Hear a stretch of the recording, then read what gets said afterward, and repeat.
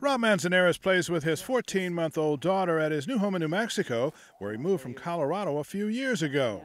We traveled here to talk with him about his battle to put an end to what many call illegal adoptions in Utah.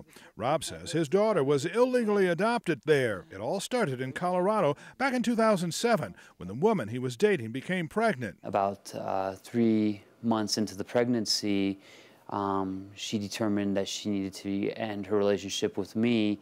And that's when the conversations of adoption occurred. And I told her, you know, I'm old enough, I know what it takes to raise a child, and I was willing to take this responsibility on as a single parent or a co-parent. But Rob says his ex-girlfriend, Carrie Terry, continued to talk about adoption and got the Mormon Church involved. She tried to get the LDS Family Service Adoption in Colorado to work with us and to try to get me to meet with them, and I kept telling her no, no, no, and she was guided that the only way this needs to go is that this child needs to be adopted to a Mormon family, and that she would agree to that. The next thing Rob knew, she was asking him to give up his parental rights. I said absolutely not. And to further affirm his commitment to their unborn child, Rob says he sent Carrie money. So as this progressed and we ended our relationship, I continued to pay her child support throughout her pregnancy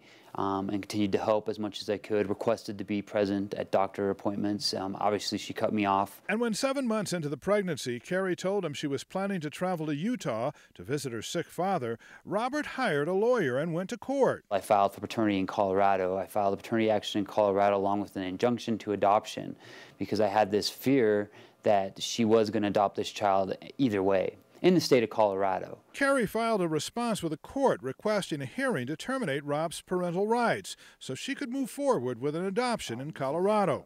A date was set a few weeks later, February 20th, 2008. 6 days before that hearing, Carrie traveled to Utah. 4 days before the hearing, her brother and sister-in-law signed a petition to adopt her baby. 3 days before the hearing, Carrie had labor-induced and gave birth.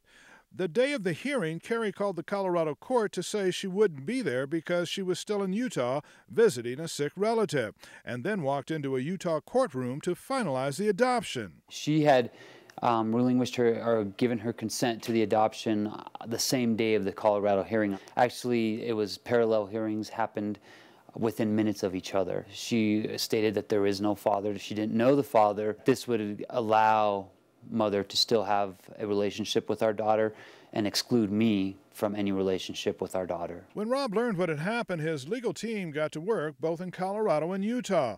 His attorney says the way Utah's laws are written, unwed fathers have no rights, making the state a safe haven for adoptions. A law on its face may have a good objective, but here it's taken a turn for the worse. And really, they're providing a safe harbor for mothers to flee to Utah to give birth to their child and not have the dad consent to an adoption. Friday's Utah Supreme Court ruling reverses a lower court ruling and requires that lower court to rehear the case.